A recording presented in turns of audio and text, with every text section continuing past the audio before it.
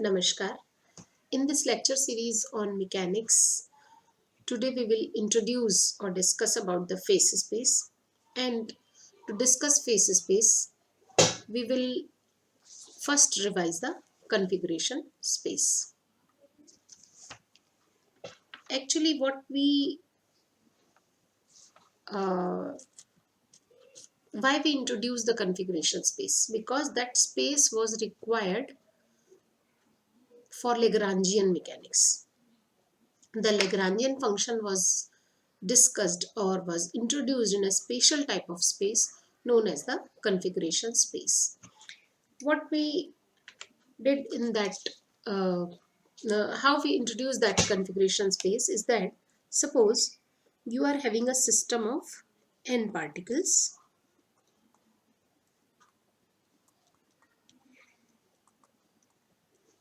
in your conventional space. That means in your simple three-dimensional space, three-dimensional Euclidean space, which is an actual space defined in the real world. So system of n particles in three-dimensional Euclidean space.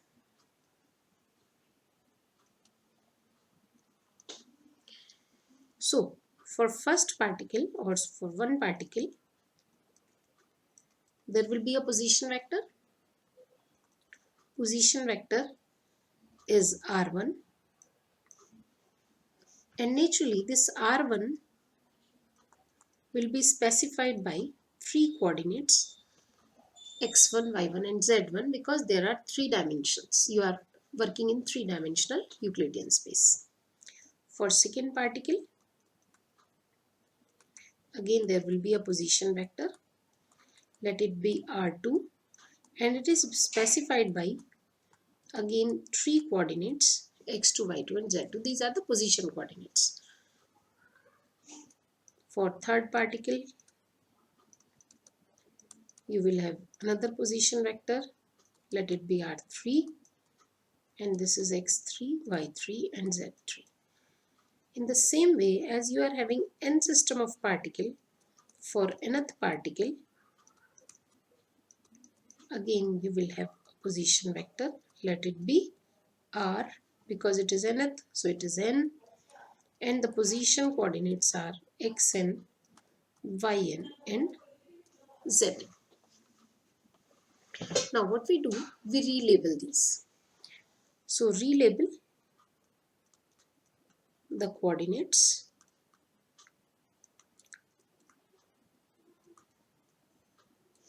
like the following. Suppose I relabel x1 by x1 or by u1, x2 by, sorry, this is y1. First of all, we will take these three coordinates, y1 by x2 or by u2, z1 by x3 or u3. Naturally, these x1, x2, x3 are having no resemblance with all these. These are just the new names, new labels, or you may label like this. So in order to have a differentiation between the two, you may adopt this type of criteria. So what will be x2? This will be labeled by u4. These two are one and the same thing. These two are one and the same thing. So I am adopting u. y2 will be u5 and z2 will be u6. In the same way, when you come to this nth position, then xn will be designated by un minus 2, yn will be designated by un minus 1 and zn by un, where what is this n? N is 3n. So in actual, you have introduced new coordinates, new 3n coordinates, right? So now you are having n tuple u1, u2 to un having 3n coordinates.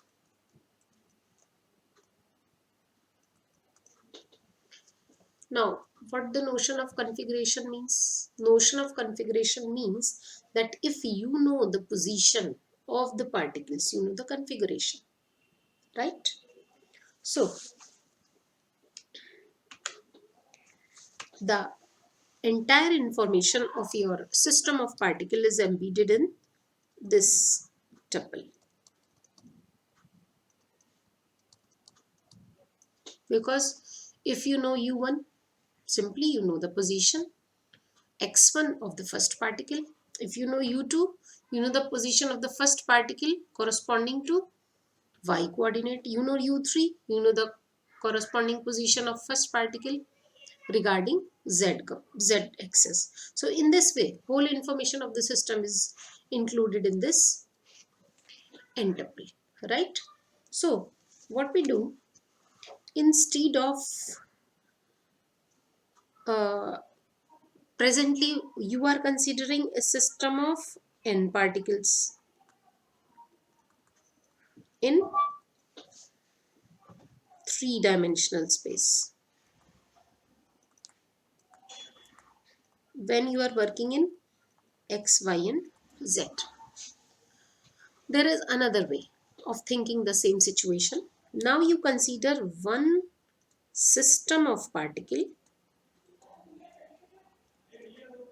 That means you are considering only one particle in 3n dimensional space. So this is another way of thinking the same situation. Either you consider n particles in three-dimensional space, or you consider one particle in 3n dimensional space. This is another way of thinking. And for that, we will define a space, say Rn, having the components or having the members as these n tuples, such that n is 3n and each ui is a real number. Okay, so you have a physical world in which you have three-dimensional space, and this is a new word which is called abstract space. This is an abstract space where your dimensions are n in number. It is n-dimensional space, right? And this space is called configuration space. Though its introduction is not complete up to this point, but still you may call it as configuration space. So any point in this configuration space is actually representing the position of the particles in actual world. मैंने अभी बताया आपको u1 अगर आपको पता है, कोई एक पॉइंट, अगर आप एक पॉइंट लेते हैं इस कॉन्फ़िगरेशन स्पेस में, वो पॉइंट इन सारे कोऑर्डिनेट से डिस्क्राइब होगा और हर कोऑर्डिनेट के अंदर इंफॉर्मेशन छिपी हुई है ओरिजिनल सिस्टम की. ठीक है, तो if you consider any point in the configuration space that will correspond to the position in the actual space or in the three-dimensional Euclidean space, right? So if a particle is moving in the physical world, then naturally they will trace their own trajectories. If they are moving in the physical world, you are having a system of n particles. Each particle is having its motion, like the sun and the earth. Sun is describing its own, if sun is moving. If you take two particles in such a way that both are moving, then both will describe their trajectory. And similarly, the trajectory will be described in the configuration space. And that trajectory will correspond to the trajectory in the real world, right? So you have two trajectories. One is the trajectory in the configuration space, and one are the trajectories in the physical space. तो एक तो हो गया क्योंकि system of N particles है, तो trajectories in the physical world, and you also have trajectory in configuration space. यहाँ पर हम क्या कहते हैं, ये किसने डिस्क्राइब की? This is describe by system points, system point, and this is described by individual particles. These are described by individual particles. ये जो trajectory होती है configuration space में, this is also called C trajectory. It is called system point. It is called C trajectory, right? You may have one example of it, that how the trajectory in the configuration space is describing the trajectories in the conventional space. Suppose you are having two particles. Suppose you are having two particles, one is at A and another is at B. And suppose these are moving in one dimension, right?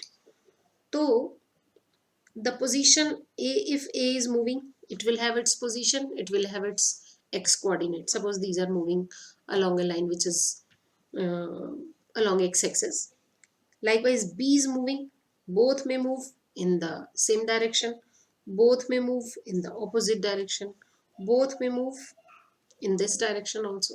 So every time they will have some coordinates. Suppose at some time its coordinate is x1 and its coordinate is x2. This I am talking in the real world. Both the particles are moving. At one time, its position is x1 and its position is x2. Now, I am shifting it to the configuration space. What we will do in the configuration space, the position of particle at A and the position of particle at B will simultaneously be described by one point. So, suppose I say that x1 is described by relabeled by u1 and x2 is described by u2. Then naturally the simultaneous position of x1 and x2, a simultaneous position x1 and x2 of the two particles may be described by the single position u1 u2 in configuration space. And naturally this configuration space is a two-dimensional space. It is a motion in one dimension. And now you are having a two-dimensional space. Suppose it is u1 and it is u2. Then at one time, at some time of observation, this u1 u2, suppose this u1 u2 is somewhere here. Then naturally this u1 is describing x1, position of one particle. This u2 is describing the simultaneous position of second particle. Similarly, if at another time of observation, A is at some new position x3 and B is at some new position x4, then those x3 will be labeled by u3. I'll say that it will have some new value like u11 and x4 will have u21. This is another position. Naturally, it will be somewhere here, u11 and u21. And likewise, for different positions of A and B, different positions of the two particles in the actual space, you will get different positions in configuration space. And if you match them, you will get one trajectory. And this is the trajectory which is corresponding, not actually reflecting. Both will not be the same, but this trajectory in u1 u2 plane will describe the trajectory in actual space. So this is the configuration space, right? So the important thing is that whatever is described in the configuration space is not necessarily describing the motion. Trajectory is described. Trajectory is reflecting, not having any resemblance with the actual trajectory, but to this stage, motion is not described, right? Uh, so we extend it and we define a state space. How we define the state space? We consider a state space.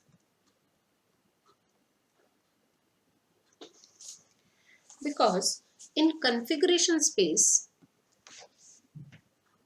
not only the position is important, rather the velocities are also important.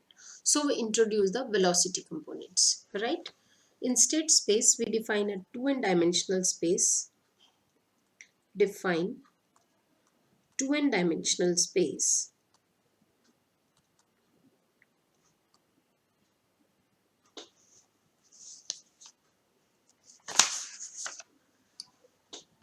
like its members are u1, u2 to un, and then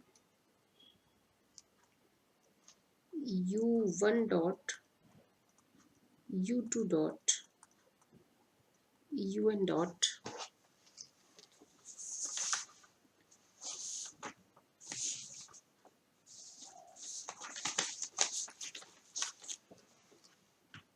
to un dot, such that for all I, ui belongs to real number and ui dot also belongs to real number. This is another space. In this space, velocities are also involved, and because of velocity, now time is introduced indirectly in this space, and this space is called state space. This is state space.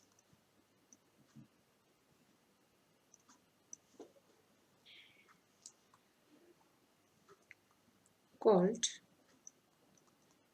state space, right? The curve in this state space will now describe the motion. So description of motion is possible in this state space. So in order to describe the motion, it is necessary to consider the velocities in your configuration space. Okay? Because the different curves in your state space will mean the different motions. And now if the time element is already introduced with the help of velocity components, right?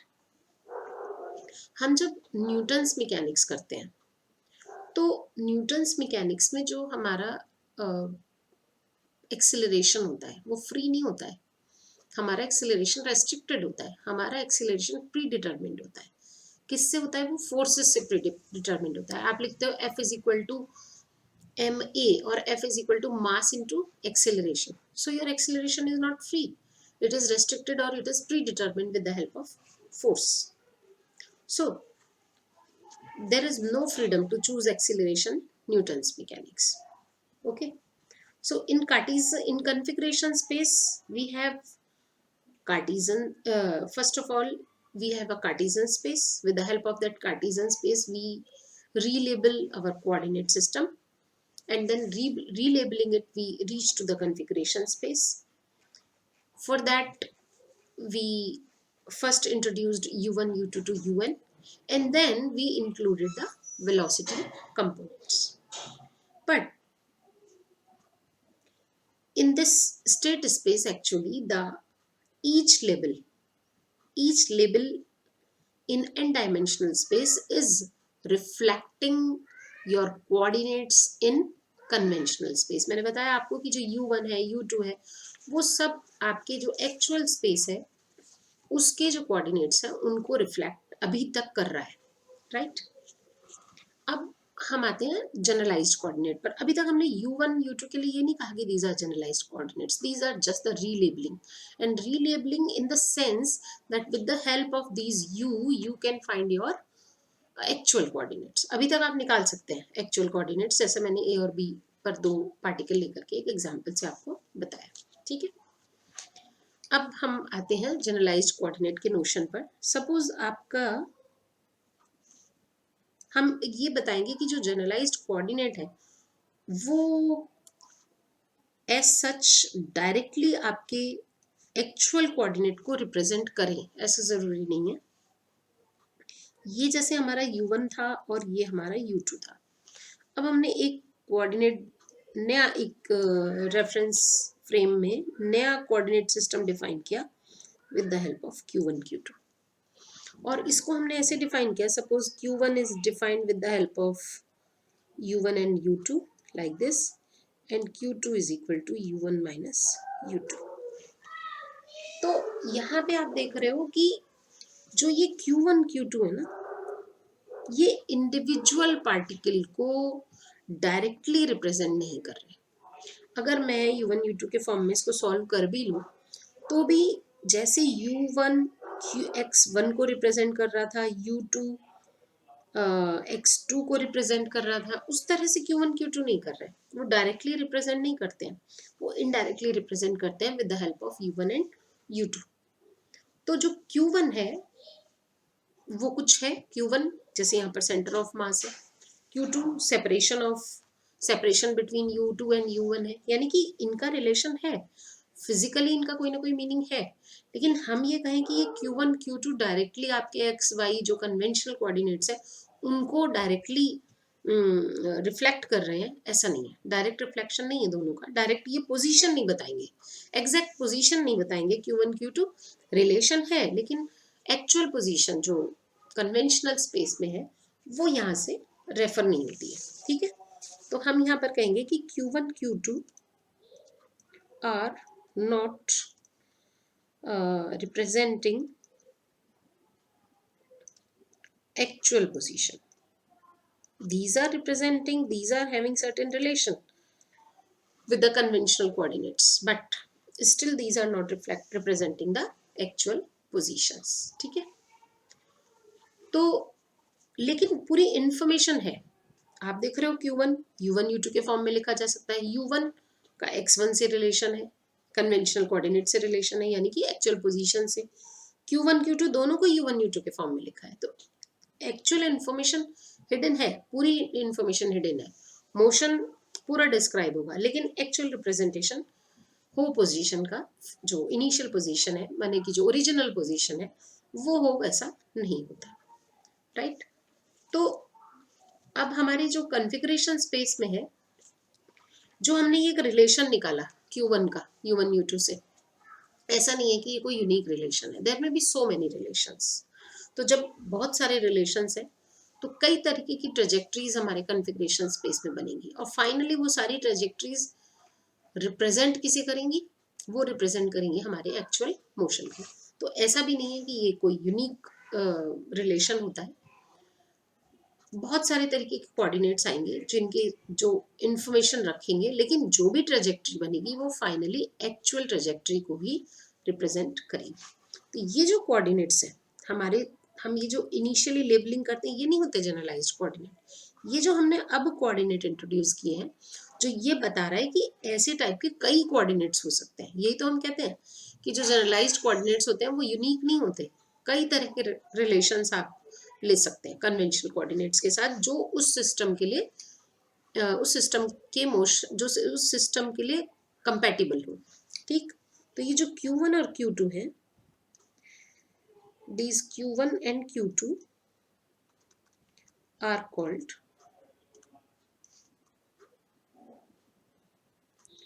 generalized coordinates।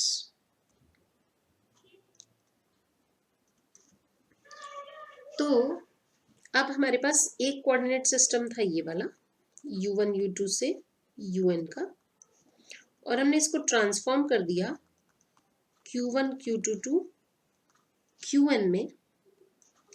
Transformation equation जब हमने बनाई तो हमारी transformation equation बनी इस तरह से, that it is a function of ui as well as time. हमने टाइम भी इसमें इंट्रोड्यूस किया है. हमने भी बताया था कि वेलोसिटीज इंपॉर्टेंट होती है, वेलोसिटी हमें लेनी होती है जिनके थ्रू टाइम ऑलरेडी इन्वॉल्व हो चुका है. तो हम एक ऐसा ट्रांसफॉर्मेशन इक्वेशंस लेते हैं, लेकिन ये जो ट्रांसफॉर्मेशन है इसकी वैलिडिटी के लिए कुछ कंडीशंस का फुलफिल होना ज़रूरी होता है. वैलिडिटी के लिए क्या, जैसे this is the transformation.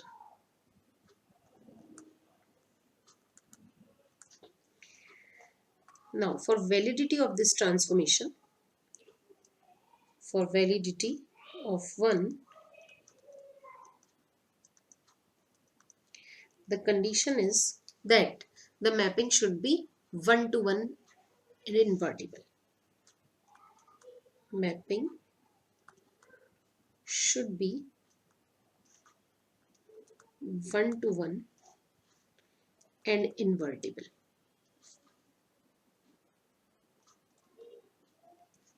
It simply means every point should be specified by unique coordinate.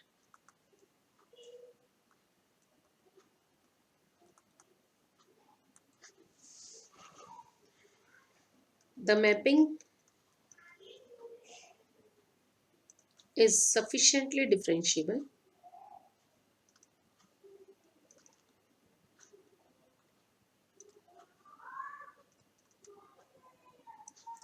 that is, these are smooth functions. These are smooth functions. And another condition is that Jacobian of determinant of delta f delta ui should be non-zero. This is the necessary condition for transformation to exist. Now, constants are still existing because you are working in the constant motion. That simply means that point in the configuration space is restricted to move in a restricted region. कुछ ना कुछ उसका जो reason है वो restrict हो जाएगा because of the restrictions imposed on your mechanical system. So you see that we have a configuration space. In this configuration space, there are certain problems. First of all, what is now our configuration space? It is UI defined in terms of QIs, right? I'm not involving T here because as I involve T, it will become the event space. First of all, we come to this type of transformation where these UIs are transformed in terms of QIs, and basically your initial or the conventional coordinates are transformed in terms of QIs. But there is a problem in this configuration space. The problem is that, as I told you earlier, that R is related to U and U is related to Q. But this relation is direct relation. In this relation, with the help of these U, you can find R. With the help of R, you can find U. But you cannot find R directly with the help of Q. So, I can say that whatever information is there in the configuration space is not providing you the information in the actual space regarding the coordinates of the original of the basic system in the physical space. तो जो information है, information in configuration space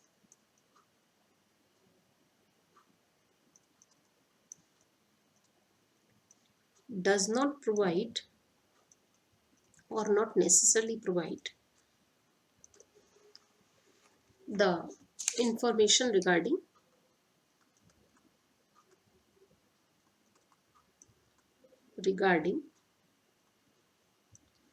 the motion of individual particle,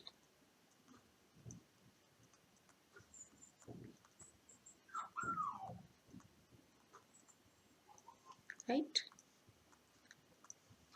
Likewise, there is another problem, but first I'll explain this problem with the help of an example. Suppose you have a pendulum, motion of a pendulum. You know the geometry of a pendulum in the configuration space is a circle.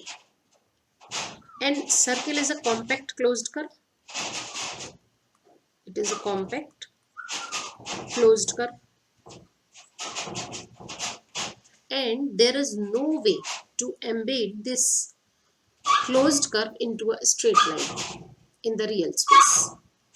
It simply means that whatever information are you getting in the configuration space cannot be embedded into the actual space. So you can say that n-dimensional manifold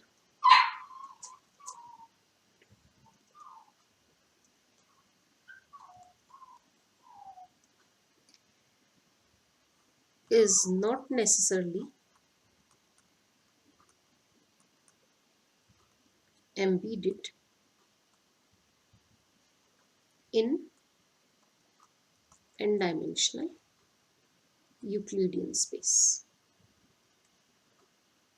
मैंने यहाँ से भी आपको ये चीज़ बताई और ये example से भी पता चल गई. आपके पास एक क्लोज्ड कॉम्पैक्ट क्लोज कर्व आता है जब आप पेंडुलम का मोशन लेते हैं, और किसी कॉम्पैक्ट क्लोज्ड कर्व को जो आपको कॉन्फ़िगरेशन स्पेस में मिला है आप रियल लाइन पर रियल स्पेस में अनफोल्ड नहीं कर सकते. तो ये इसका एक एग्जाम्पल हुआ कि जो इंफॉर्मेशन है कॉन्फ़िगरेशन स्पेस की वो आपको इंडिविजुअल पार्टिकल के मोशन को नहीं बता पाती. दूसरी प्रॉब्लम यह है कि what ever trajectories are described in the configuration space does not provide you directly the information about the motion in the actual space. ऐसी सिचुएशन हो सकती है कि आपकी दो डिफरेंट वेलोसिटीज हो, कॉन्फ़िगरेशन स्पेस में आप काम कर रहे हो, दो डिफरेंट वेलोसिटीज हैं लेकिन एक ही कर्व डिस्क्राइब हो गया. अब एक ही कर्व अगर डिस्क्राइब हो गया तो वो एक्चुअल स्पेस में आपका कौन सा ट्रेजेक्ट्री बनेगा कैसे बताएगा.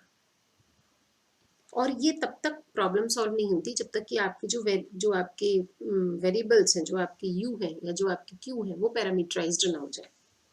तो जब तक वहाँ टाइम वेरिएबल नहीं आएगा, जब तक वहाँ टाइम पर डिपेंडेंसी नहीं आएगी, तब तक ये प्रॉब्लम होती है कि आपके एक ही से दो कर्व कॉन्फ़िगरेशन स्पेस में बन जाए तो वो मोशन को कैसे डिस्क्राइब करेंगे. तो trajectory in configuration space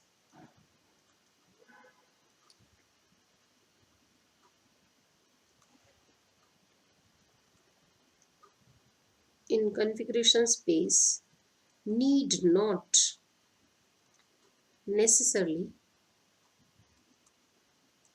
provide the motion in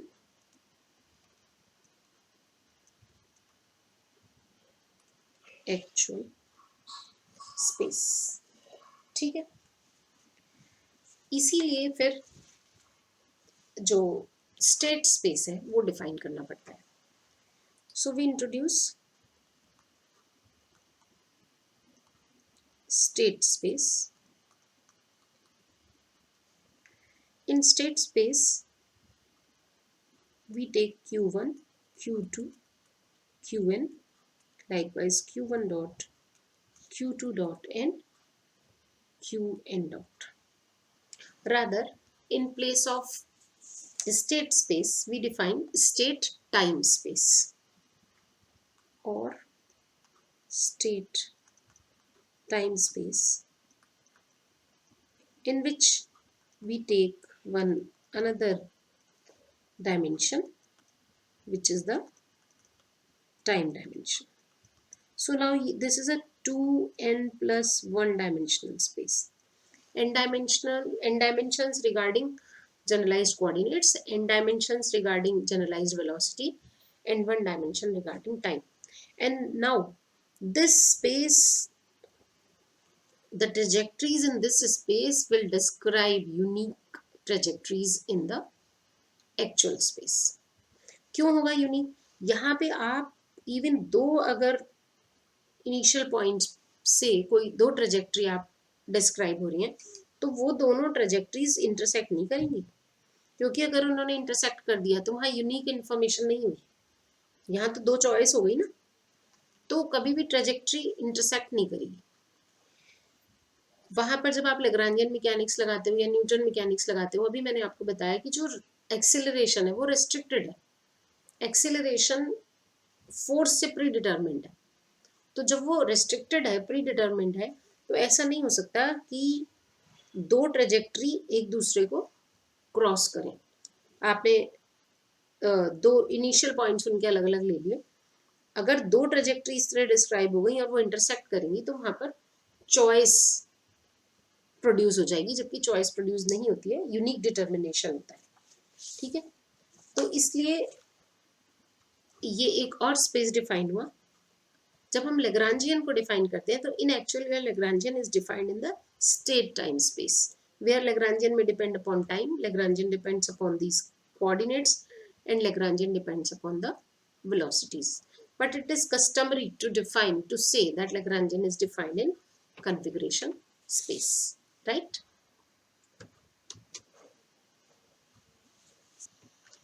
Now, the another way to define a mechanical system, or you can say another type of space to define a mechanical system, is a state time space. Similarly, there is one more type of space known as the phase space.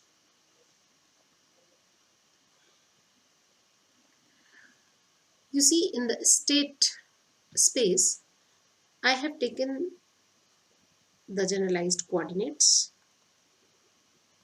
generalized velocities, and if it is state time space, then I have taken time also. So this is 2n plus 1 dimensional space, or if it is just the state space, it will be the 2n dimensional space. What is the phase space? In phase space, any point, which is the system point, is specified by q1, q2 to qn, which are the generalized coordinates, and p1, p2 to pn, which are nothing but the generalized momentum.